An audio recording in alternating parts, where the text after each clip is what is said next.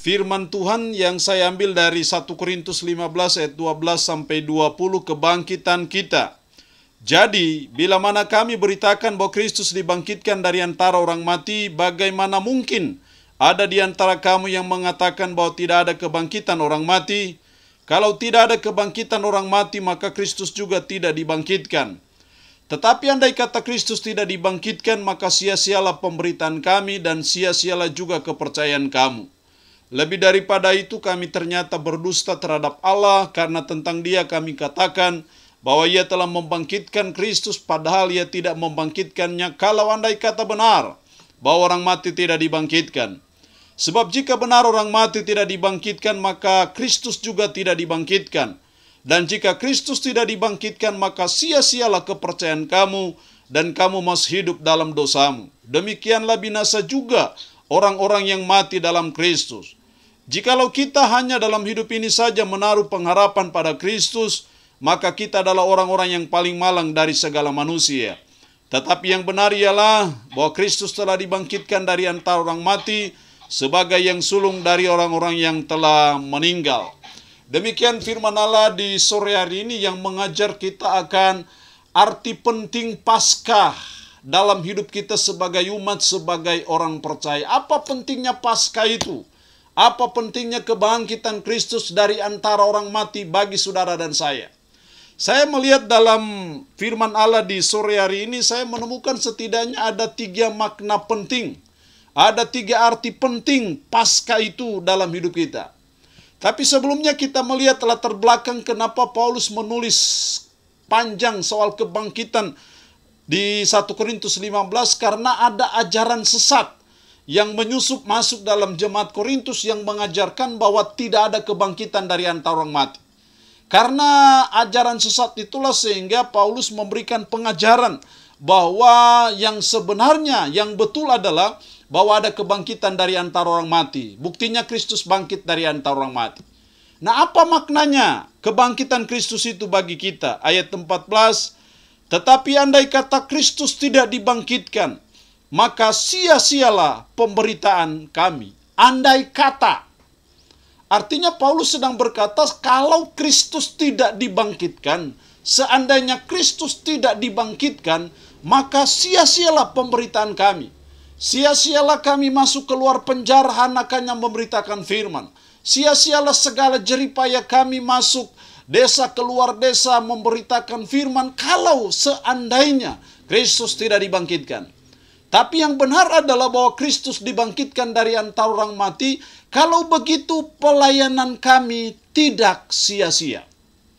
Jadi makna pertama dari kebangkitan Kristus dari antara orang mati adalah kebangkitan Kristus membuat pelayanan kita kepadanya tidak sia-sia.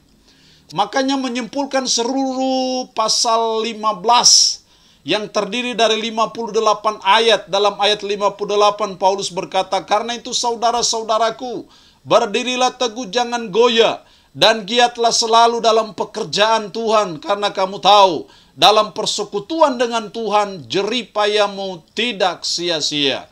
Kenapa jeripaya kita melayani Dia tidak sia-sia? Karena yang kita layani sudah bangkit dari antara orang mati, yang akan memperhitungkan segala keringat Anda, segala jeripaya Anda, segala pengorbanan Anda kepada Dia. Dia akan memperhitungkan semuanya, karena Dia sudah bangkit dari antara orang mati. Paskah membuat pelayanan kita kepadanya tidak sia-sia. Kalau begitu, momentum Paskah adalah momentum untuk kita berkata, Tuhan, saya mau melayani Tuhan. Dalam tugas tanggung jawab apapun kesibukan saya bersedia bersama-sama terlibat dalam pelayanan, karena ketika kita terlibat dalam pelayanan, percayalah, segala jeripaya Anda melayani Tuhan itu tidak pernah sia-sia, karena Tuhan yang Anda layani adalah Tuhan yang sudah bangkit dari antara orang mati. Ada amin? Ini menjadi makna dalam hidup kita sebagai umat, sebagai orang percaya, bahwa Paskah membuat jeripaya kita melayani Dia tidak sia-sia. Jadi suatu kerugian besar dalam hidup Anda kalau Anda tidak terlibat dalam pelayanan, kalau Anda tidak berkolaborate dengan Tuhan yang bangkit dari antara orang mati dalam pelayanan. Ingat, Kerajaan Allah ada masalah besar, tuaian sudah menguning, tapi pekerjanya sedikit. Karena itu mari kita bersama-sama bergabung dalam suatu perusahaan raksasa yang Yesus Kristus adalah general manajernya, yang setiap saat, setiap waktu, setiap hari membuka lowongan pekerjaan, sukarelawan-sukarelawan yang akan terlibat dalam pelayanan pekerjaannya, karena yang kita layani sudah bangkit dari antara mati. Pasca membuat pelayanan kita kepadanya tidak sia-sia. Yang kedua, dalam ayatnya yang ke-17, dan jika Kristus tidak dibangkitkan, maka sia-sialah kepercayaan kamu, dan kamu masih hidup dalam dosamu. Jika Kristus tidak dibangkitkan, maka sia-sialah kepercayaan kamu. Sia-sialah imanmu kepada Kristus. Kalau kita percaya kepada Dia, kalau tidak bangkit dari antara mati. Tapi yang benar adalah bahwa Kristus sudah bangkit dari antara mati. Kalau demikian, kepercayaan kita kepadanya, iman kita kepadanya tidak sia-sia, karena kita percaya kepada Allah yang bangkit dari antara orang mati. Makna Paskah yang kedua, Paskah membuat iman kita kepadanya tidak sia-sia. Kalau seandainya Kristus tidak bangkit dari antara orang mati, maka saya minta Anda sore hari ini untuk tidak perlu percaya kepada Dia. Tidak perlu beriman kepada Dia sebagai Tuhan. Kalau Dia tidak bangkit dari antara mati. Tapi kebangkitannya dari antara orang mati membuat iman kita kepadanya tidak sia-sia. Kenapa tidak sia-sia? Karena kebangkitan Kristus dari antara orang mati membuktikan bahwa Dia Tuhan. Kebangkitannya dari antara orang mati membuktikan bahwa Dia telah mengalahkan kuasa dosa dan kuasa maut. Dan yang bisa mengalahkan kuasa dosa dan kuasa maut itu hanya Allah saja. Dan kalau Dia bisa mengalahkan kuasa dosa dan kuasa maut, karena Dia Allah. Jadi salah kalau ada orang beranggapan bahwa kita menyembah seorang nabi, menyembah seorang rasul, itu salah. Salah kalau ada orang yang berkata menganggap bahwa kita menyembah seorang manusia. Salah. Kita tidak akan pernah mempertuankan seorang manusia. Mau dia nabi kah, mau dia rasul apapun juga kah, sehebat apapun dia, kalau dia manusia, tidak patut dan tidak layak untuk disembah. Tapi kita tidak menyembah seorang nabi, kita tidak menjadikan seorang manusia menjadi Tuhan. Dia memang Tuhan. Buktinya Dia bangkit dari antara orang mati. Karena itu, bila saudara dan saya beriman kepada Dia, tidaklah sia-sia.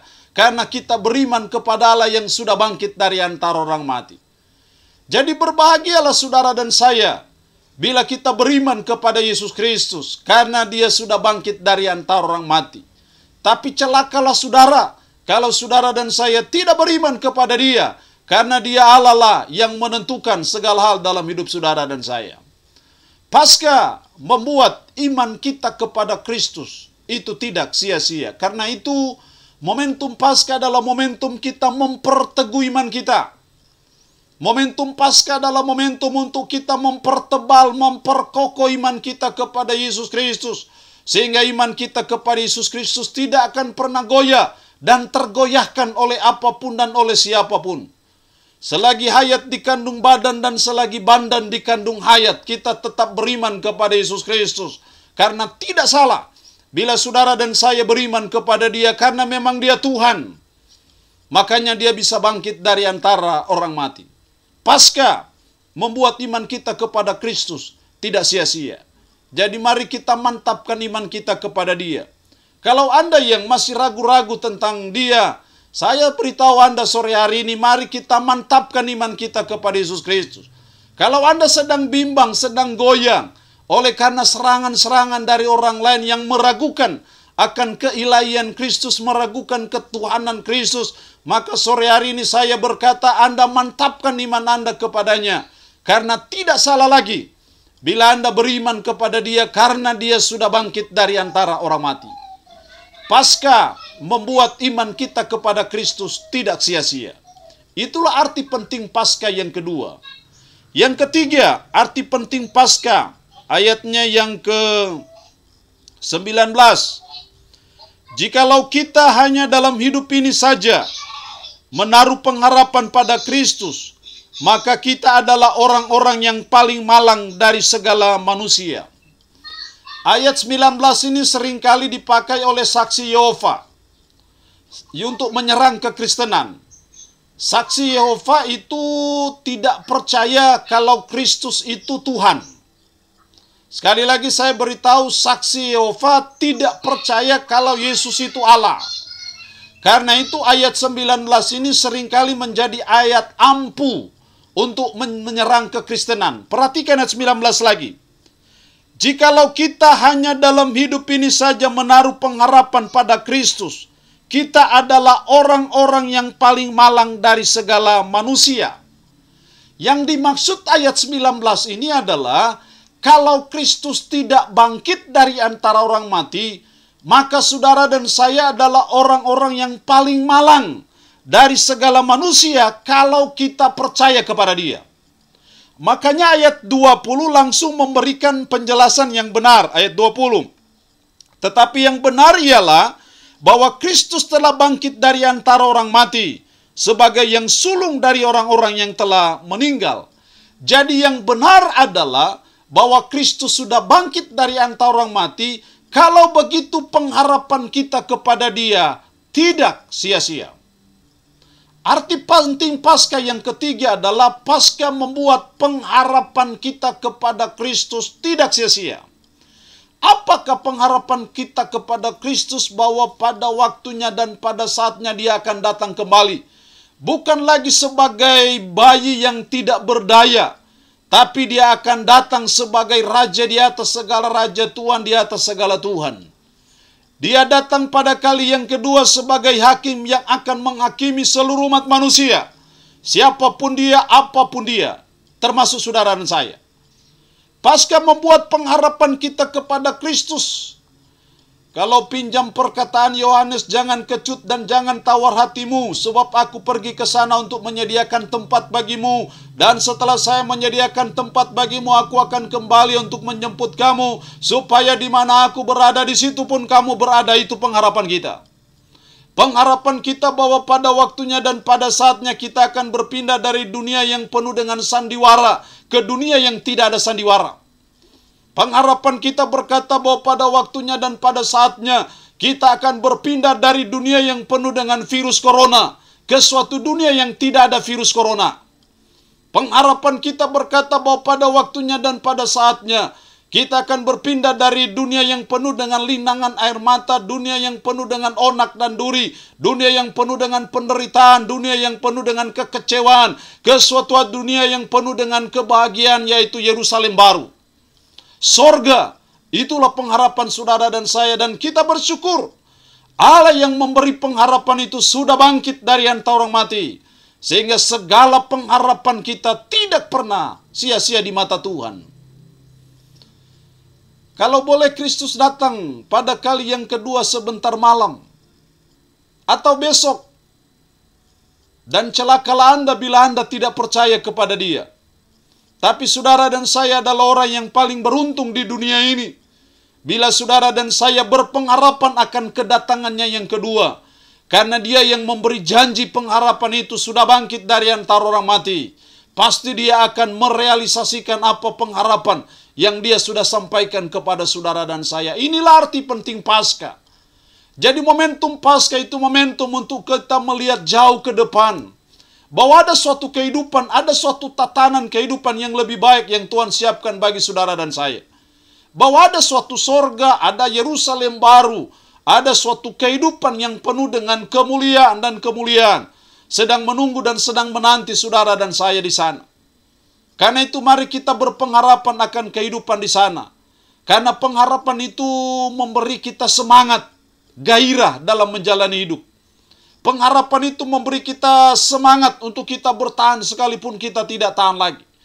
Pengharapan itu yang membuat kita bisa tetap tegar dalam situasi yang sulit sesulit-sulit apapun, sukar sesukar-sukar apapun. Pengharapan itulah yang membangkitkan zat-zat adrenalin kita untuk kita tetap bertahan sekalipun kita tidak tahan lagi. Paskah membuat pengharapan cerah bagi saudara dan saya orang yang beriman kepada Kristus. Inti kebenaran firman Allah di sore hari ini adalah arti penting Paskah dalam hidup kita. Paskah membuat jeripaya kita melayani Tuhan tidak sia-sia. Paskah membuat iman kita kepada Kristus tidak sia-sia. Paskah membuat pengharapan kita kepada Kristus tidak sia-sia, karena dia sudah bangkit dari antara orang mati. Kiranya dalam punya firman ini memberkati saudara dan saya dengan firman-Nya di sore hari ini.